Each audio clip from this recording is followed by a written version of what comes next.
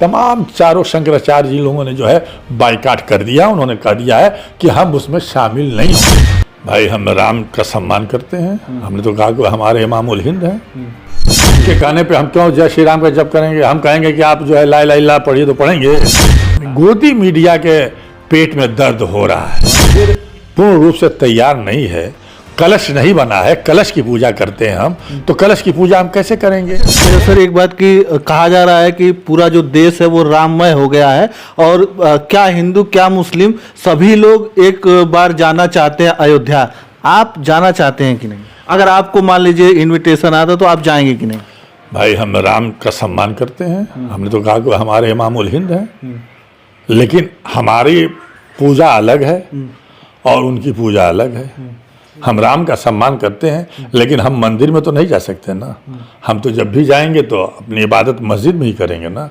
हम तो जब भी करेंगे, जैसे इंद्रेश कुमार जी कह रहे हैं कि तमाम मुसलमानों को जाना चाहिए, तो भाई जो बीजेपी के हैं, जो मुस्लिम राष्ट्रीय मंच के हैं, वो जाएं, हम उनको रोक थोड़े रहे हैं। अच्छा, उन्होंने एक बात और की है कि प्राण प्रतिष्ठा के दिन 22 जनवरी को जो है सब मुस्लिम जो है 11 बार जय जय श्री राम का जो है जाप करें, इस तरीके से। तो हमारे इमाम हैं, क्या है? हमारे मुफ्ती हैं, आलिम हैं, क्या है? उनके कहने पे हम क्यों जय श्री राम का जप करेंगे? हम कहेंगे कि आप जो है ला इलाहा इल्लल्लाह पढ़िए तो पढ़ेंगे। हाँ, हम अगर कहेंगे तो आप करेंगे। तो हम अपने धर्म पे कायम हैं, आप अपने धर्म पे कायम रहिए। हाँ, हम तो इतना अपील करेंगे मुसलमानों से कि आप उस दिन शांति सद्भावना के लिए, प्यार मोहब्बत के लिए, देश की एकता और अखंडता के लिए आप दुआ करें, भाईचारा हमारा बना रहे, हमारे तमाम हिंदू सिख मुस्लिम ईसाई एक साथ रहें, देश तरक्की करे, आगे बढ़े। यही हम कहेंगे कि आप दुआ करें। हम वहाँ जाके क्या करेंगे? हम राम के लिए हमारे दिल में जगह है, लेकिन हम अपना ईमान तो नहीं बेच देंगे, या वो अपना ईमान तो नहीं बेच देंगे। नहीं, अभी जो है कोई मुस्लिम महिला है जो महाराष्ट्र से चल के जा रही है, तो कुछ जो है मुस्लिम समाज के लोग हैं जो कह रहे हैं कि नहीं ये गलत है, उसको नहीं जाना चाहिए, इस तरीके से हो रहा है। तो क्या ये सही है? भाई देखिए, हमें तो शक लग रहा है इसमें कि वो मुस्लिम समाज के ही लोग रोक रहे हैं या कोई उसमें भी षड्यंत्र है। भाई आरएसएस के लोग तो बुर्का पहना करके और टोपी पहना करके जो है कुछ भी करा सकते हैं। आपने देखा हुआ है अयोध्या में मानसूस फेंका गया टोपी पहन करके, जो जालीदार टोपी पहन के, और ऐसी कई घटनाएं हुई हैं, तो उसमें भी शक है। लेकिन अगर कोई मुस्लिम इस तरीके की बात करता है तो वो गलत है, मैं उसकी निंदा करना चाहता हूँ। ये लोकतंत्र है, जो उसको जो चाहे करे, जहाँ जाना चाहे जाए, इसमें कहीं किसी को न रोकने की ज़रूरत है, न उसके ऊपर फप्ती कसने की ज़रूरत है, न उसके खिलाफ बोलने की ज़रूरत है। भाई उनकी आस्था है, वो अपना धर्म बदल लें। भाई आप जा रही हैं राम लला को देखने के लिए, तो आप अपना, आपका आस्था है तो आप धर्म ही बदल सकते हैं। तो संविधान इस बात की इजाज़त देता है। तो कोई रोके और कोई कुछ ही करे, ये बात अच्छी नहीं, हम इसको अच्छा नहीं मानते, हम इसकी निंदा करते हैं। जिसको जो करना है वो करे, लेकिन हम अगर इस्लाम के मानने वाले हैं, मुसलमान हैं, तो हम अपने धर्म पे रहें, आप अपने धर्म पे रहिए। हमारा और आपका भाईचारा हमेशा बना रहना चाहिए, ये हम चाहेंगे।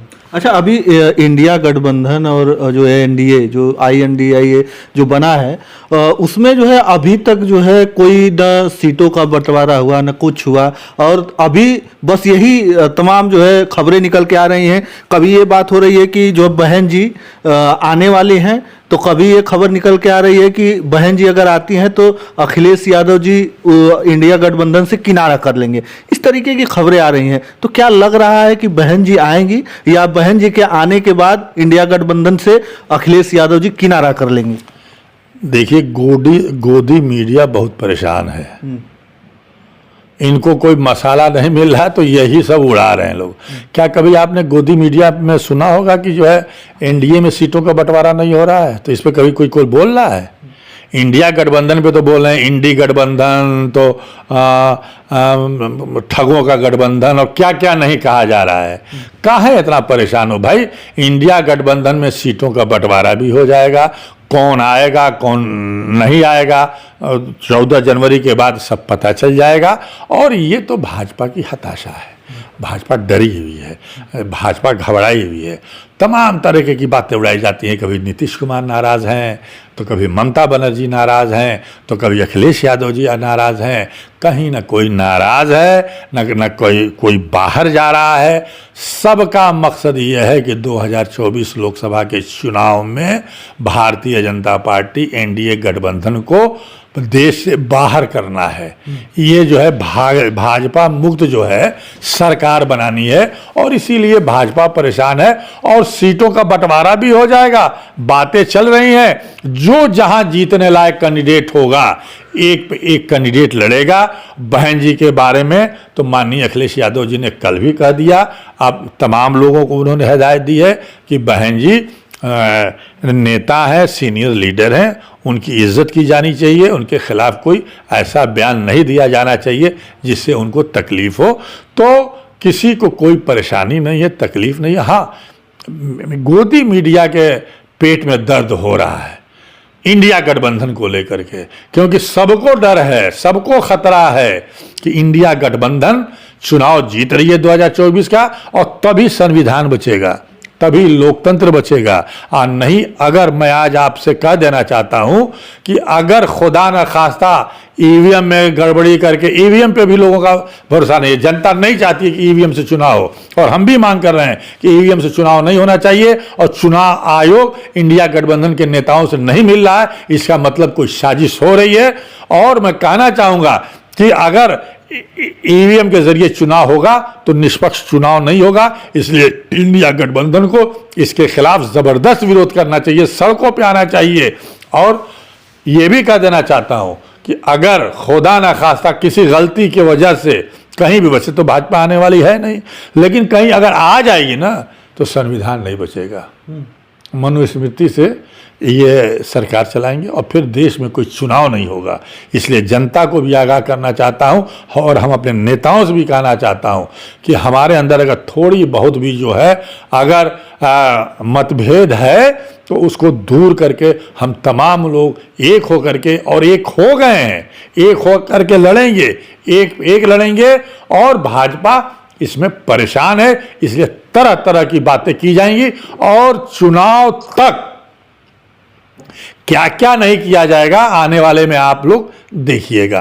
क्या क्या ये नहीं करेंगे, किस तरीके से ध्रुवीकरण की राजनीति होगी, कैसे कैसे इनके नेता पार्लियामेंट में मुसलमानों के खिलाफ बयान देते हैं, और क्या क्या नारे लगते हैं, तमाम तस्करा किया जाएगा तो बहुत लंबी बात हो जाएगी। अच्छा, ये सर एक बात और बताइए कि जैसे कि विपक्ष का बार बार ये आरोप भी रहता है कि आरोप ये लग रहा है कि जो राम मंदिर का जो उद्घाटन हो रहा है 22 तारीख को प्राण प्रतिष्ठा होनी है, ये एक राजनीतिकरण हो रहा है। आप भी नेता हैं, वरिष्ठ नेता हैं सपा के, आपको क्या लगता है? तो राजनीतिकरण तो हो ही रहा है।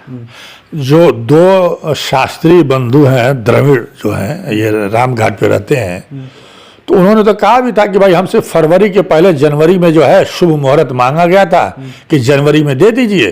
तो जनवरी में जो दिन हमको शुभ लगा हमने मुहूर्त निकाल दी उसकी जो है।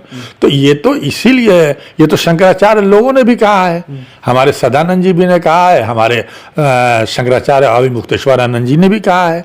और यही कहा गया है कि भाई जब मंदिर पूर्ण रूप से तैयार नहीं है, कलश नहीं बना है, कलश की पूजा करते हैं हम, तो कलश की पूजा हम कैसे करेंगे?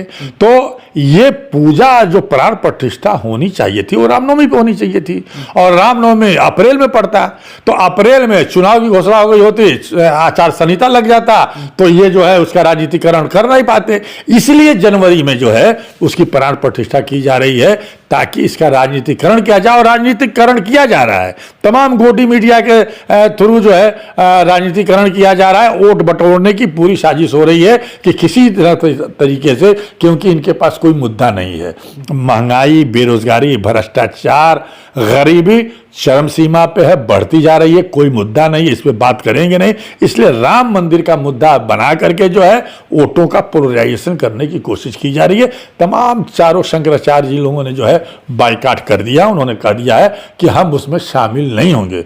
जाएंगे लोग 22 के बाद जाएंगे, लेकिन 22 तारीख को चारों लोगों का बयान आ गया है, आपने पढ़ा भी होगा, और हमने तो बहुत पहले ही कह दिया था, क्योंकि हमारी संबंध जो है स्वामी और मुक्तेश्वर आनंद जी से बहुत अच्छा रहा है, वो घर भी आए हैं, हम गंगा आंदोलन में उनके साथ रहे हैं और हमें ये पता चल गया था कि जिस तरीके से राजनीतिकरण हो रही है और जिस तरीके से बेगर मंदिर को पूर्ण हुए उसका की प्राण प्रतिष्ठा हो रही है, तो वो लोग नहीं जाएंगे और उन लोगों ने कह भी दिया है कि हम लोग नहीं जाएंगे। बस सारे लोग राम के मानने वाले हैं, वो भी हैं, उन लोगों ने लड़ाई लड़ी है, इसके लिए मुकदमा लड़ा है, तो उनके दिल में इन चंपत राय जी से ज़्यादा दर्द है, वो लोग ज़्यादा लड़ाई लड़े हैं। ये बीजेपी के लोग कब लड़ाई लड़े हैं और या विश्व हिंदू परिषद के लोग इसमें रहे हैं। तो तमाम शंकराचार्य लोग हैं, जो भी काम करेंगे वो शास्त्र और धर्म के अनुसार करेंगे, और चूंकि शास्त्र के हिसाब से नहीं हो रहा है इसलिए उन लोगों ने भी जाना मना कर दिया है कि राजनीतिकरण हो रहा है। राजनीतिक लाभ लेने के लिए हमारे प्रधानमंत्री जी जो है उसकी प्राण प्रतिष्ठा में जा रहे हैं।